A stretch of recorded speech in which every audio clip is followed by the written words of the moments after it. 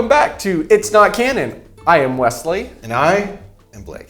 And I am not drinking beer today, which is disappointing. Well, I took a lesson from the past 2 weeks and I got an early start, so. Dude, the last two episodes were so much better when I was a little buzzed, but it's Friday, we're busy, we're still working, so we need to knock this out real quick before next week's Picard. Yeah, no kidding.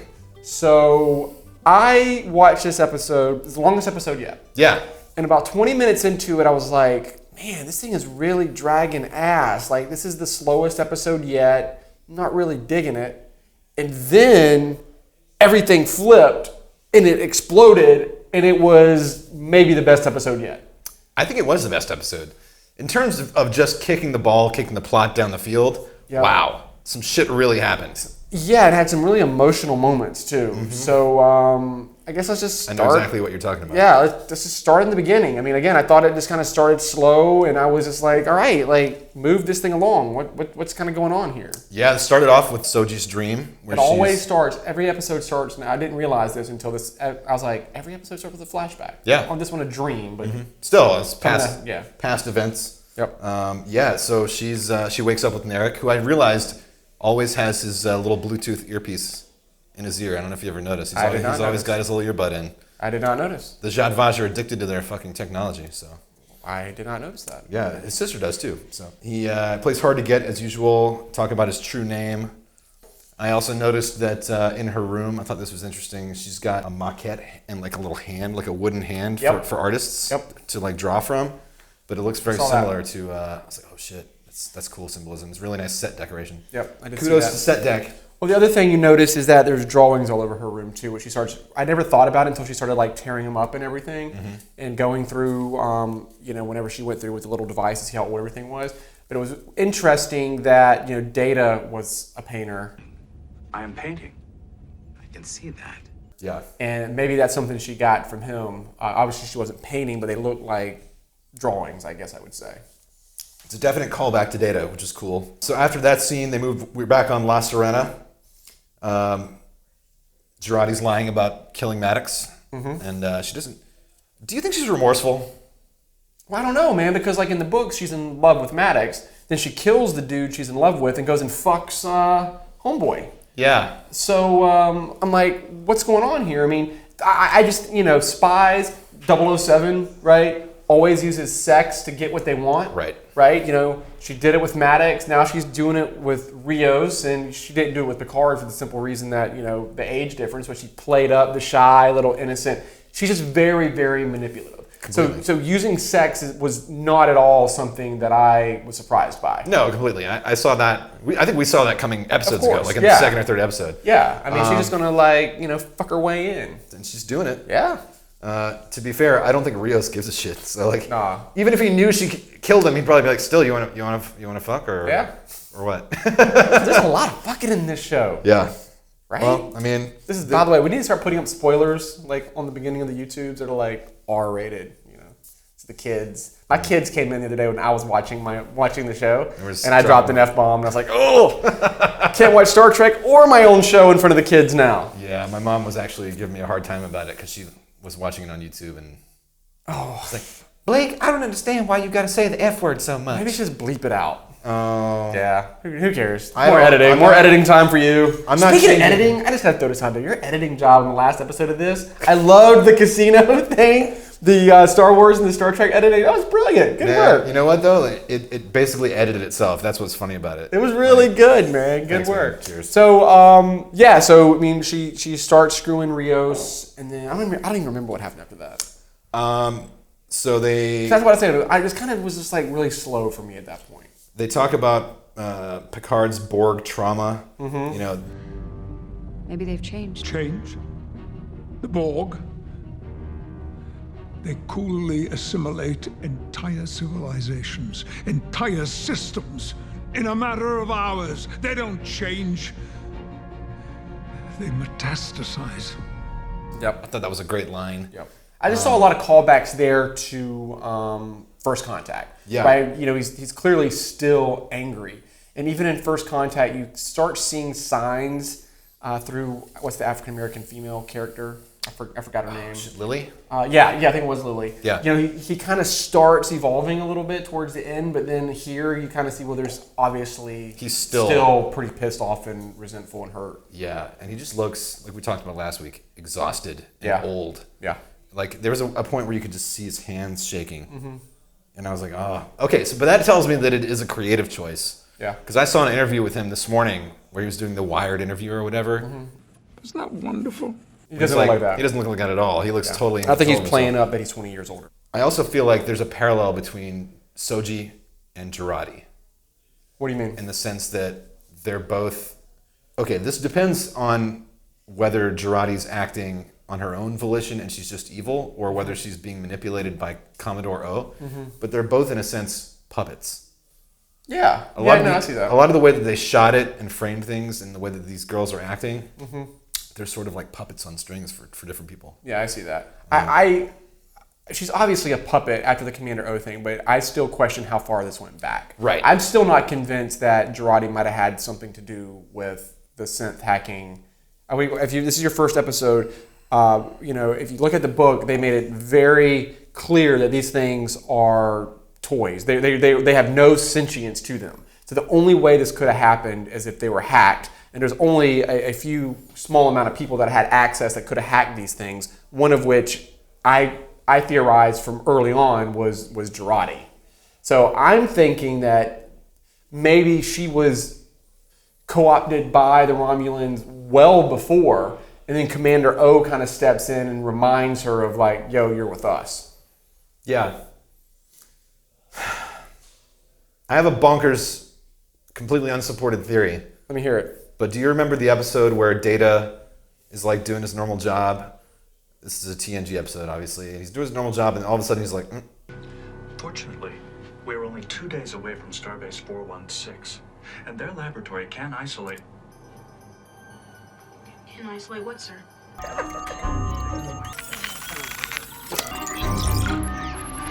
What are you doing? Security alert. Very good, Jody. Let me know if you... Captain, did you request a course correction? I didn't say we could increase speed to warp 9.1, sir. Evacuate bridge. Deck 1 life support failure in 30 seconds. Turbulence 2, 3, 4.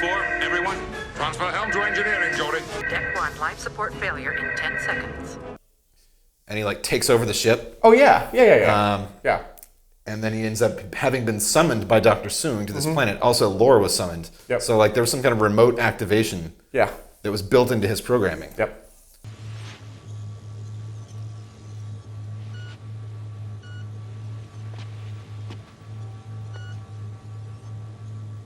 I failed to recall how I arrived here. I sent for you. Both of your brains contain a simple homing device. Data's was activated purposefully. Yours, well, until you walked through that door, I had no idea you'd ever been reassembled. So we know Dr. Soong is dead, Yep. but Lore is not.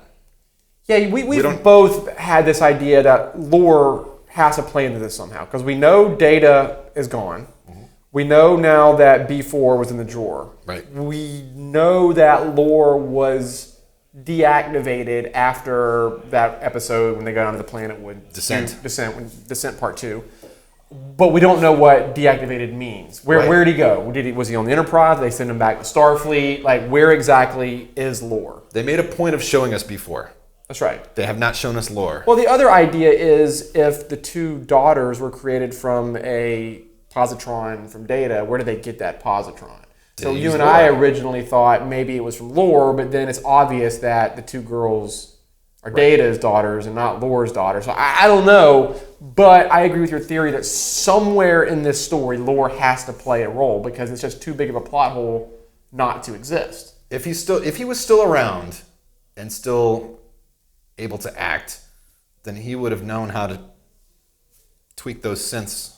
That's right. So I think that might be part of it. Also, I don't think they would bring Brent Spiner back just for the first episode. Yeah. Like, I don't think he would agree to do that just for nostalgia. Like, I think he needs to... Maybe, but I'm looking at Jerry Ryan is only there for one episode. But I theorized last time this is going to be, or maybe not in there, maybe we talked about it off camera, that I think what's going to happen with Picard is going to be very much like The Mandalorian, where they introduce these characters and then they kind of leave, and then they all, in the last episode, come back together again. Could be. So I'm guessing because, obviously, Picard, I think toward the end of this, or at the end of it, Picard, we're jumping ahead, but Picard and Soji leave, right? So Eleanor is still left behind. Hugh's still left behind. Yeah. So I'm guessing in episode 10, Eleanor, Hugh, 7 of 9, the ship crew, everybody's going to kind of come back together to solve some big mystery. Could be.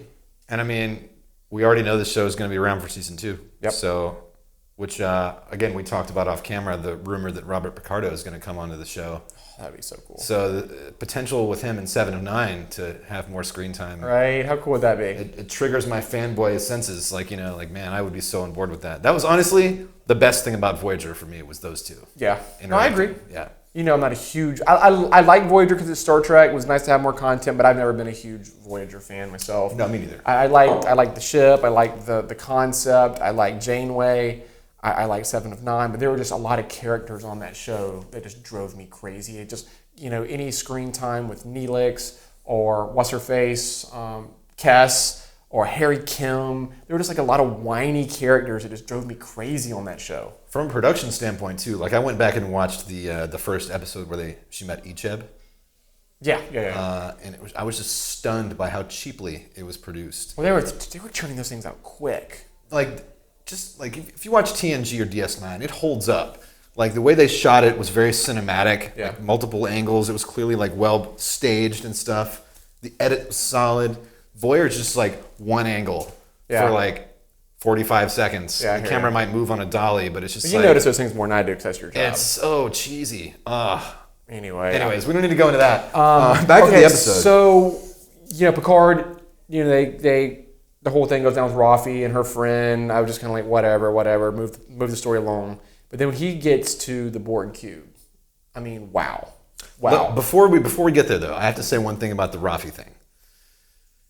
After she does her little performance where she, basically forces her friend to give them credentials, she's like, and Picard's like, yeah.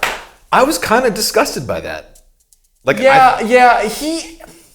He seems, that relationship's weird. Yeah. Because he seems to be playing her and he's using her up. Yeah. She's clearly on the point of breaking. Yeah. And he's just thanks for burning another relationship for my benefit, Yeah.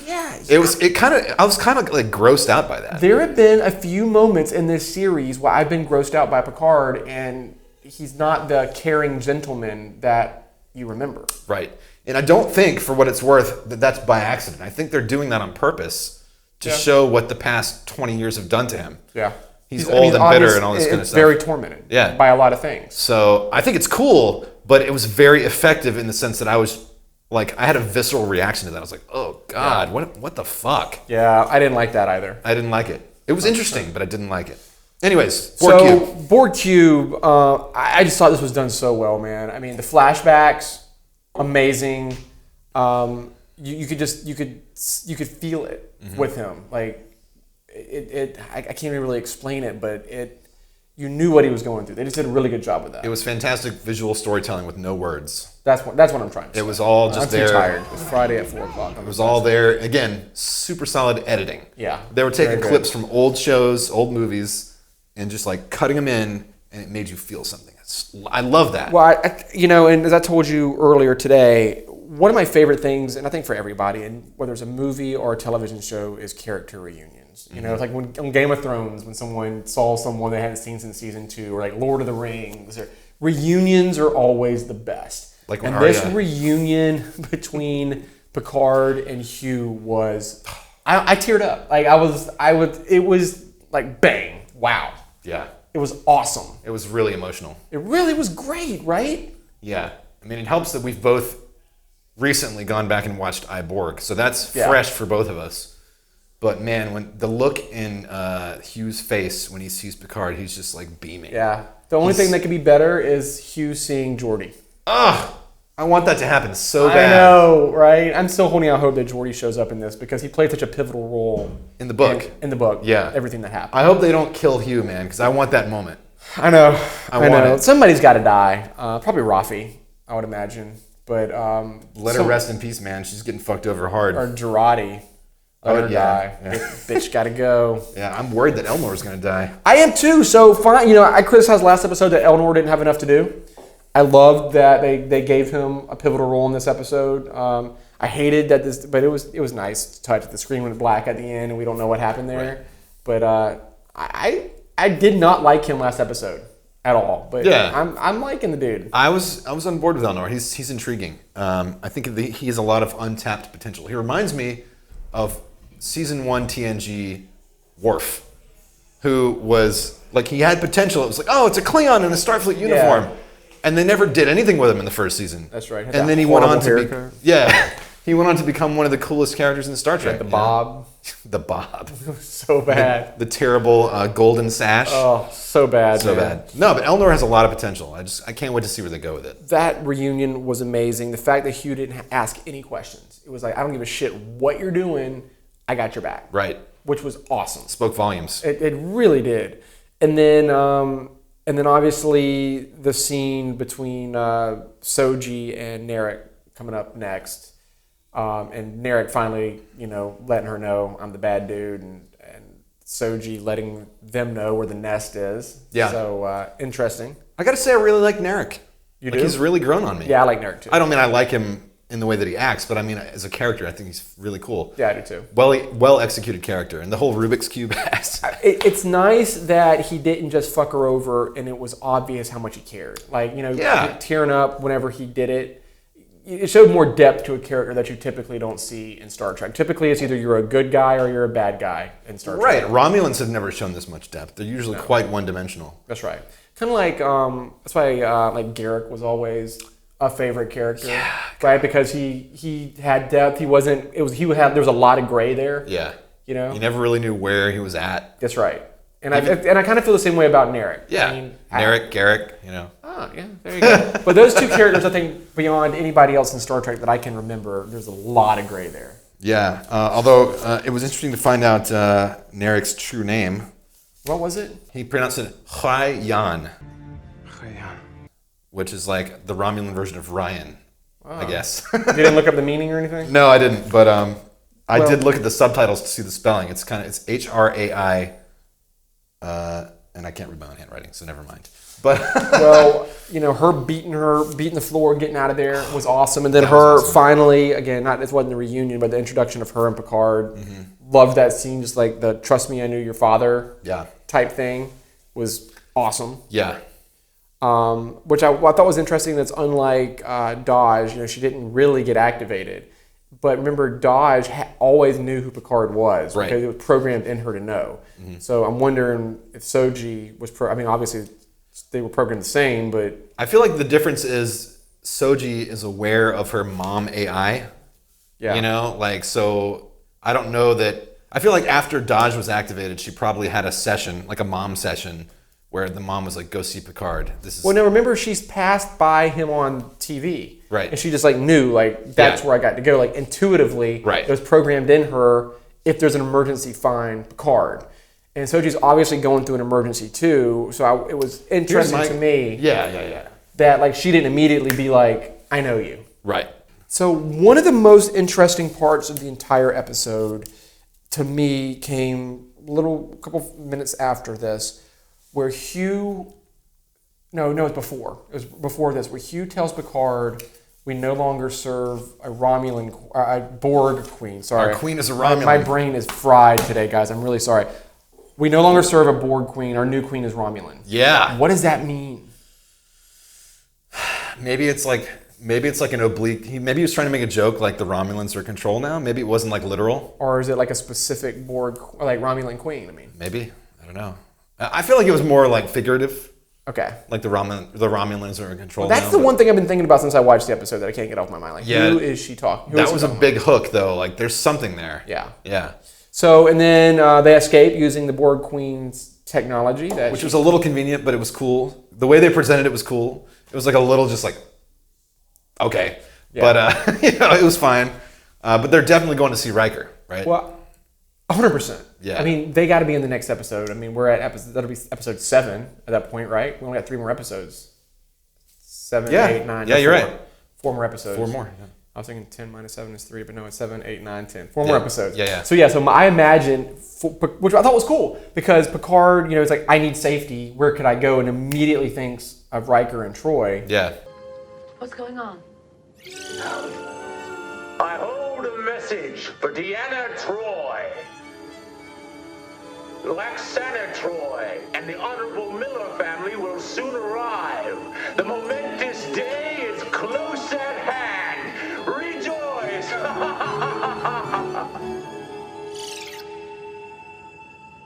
No. So it's pretty obvious. They're going to just appear on that planet, and Riker's going to be like, where the hell did you come from? Hello, Will. Yeah, because Riker is apparently living on. I mean, if our guesses are correct, because they went to this planet Nepenthe or whatever. I looked it up, and there was nothing except for a non-canon book. Also, because I was guessing that this was by Beta Z, that like maybe they retired to Beta Z. Yeah, Naked Land. Yeah. No, I played. I don't know if you probably didn't, but back in the day, I played this game, Star Trek Bridge Commander. It was really cool. If you were I don't play games. into video games like 20 years ago. Yeah. But there was a planet called Nepenthe. Oh, really? Nepenthe in that game. But it was like, I read up on it because I was like, it tickles my memory. And then I was like, wait a minute, they probably just reused the name. Yeah. Well, that's the episode. What big picture are you thinking right now? I threw out my theory about Girardi. I mean, the biggest picture that I can think of is that Lore was behind the whole attack on Mars. Yeah. And that Bruce Maddox knows it, or knew it. He doesn't know anything now because he's fucking dead. But that Maddox knew it, and he was sending Soji and all these people to be able to prove it. Probably to exonerate himself, because, everyone blamed him for all that shit. Yeah. So he spent 14 years trying to exonerate himself, and now he's dead. So, well, there's evidently a hive or wherever he created them. Right. Wasn't on Earth. No.